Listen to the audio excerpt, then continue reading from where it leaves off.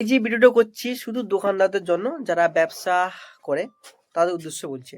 যেই কথা আমি বলছি সে সকলেই আপনারা হয়তো জানেন বা জেনেও জানেন না।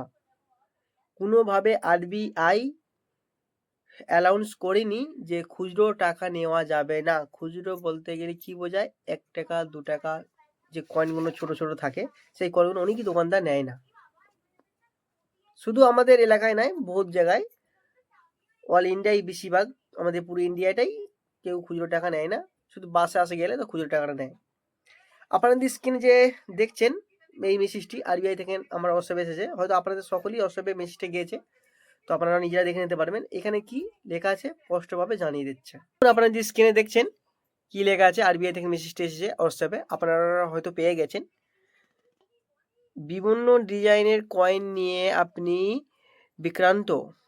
একই মূল্যের বিভিন্ন ডিজাইন কয়েন একই সময় চালু থাকে। যেমন উদাহরণসহ এখানে দেখিয়েছে কি 50 পয়সা, 1 টাকা, 2 টাকা, 5 টাকা, 10 টাকা এবং 20 মূল্যের সব কয়েন বৈধ এবং দীর্ঘদিন ধরে প্রচলিত আছে। এখানে স্পষ্টভাবে জানিয়ে দিল আরবিআই, কোনো ছোট টাকা, যেগুলো সব টাকা উঠেছে ছোট টাকাগুলো সবই নেওয়া যাবে। ওগুলো দোকানদারদের করে বলছি আপনারা অ্যাকসেপ্ট করবেন।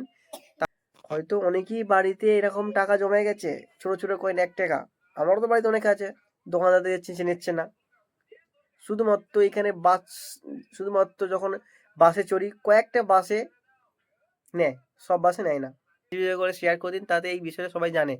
কারোর কাছে যদি 50 পয়সাও থাকে কয়েন, ওই টাকাগুলো নেওয়া বাধ্যতামূলক করেছে সরকার আরবিআই থেকে। এই হোয়াটসঅ্যাপে নোটিফিকেশনটা এসেছে, সকলেই কাছে এসেছে, হয়তো আপনারা দেখে নেবেন।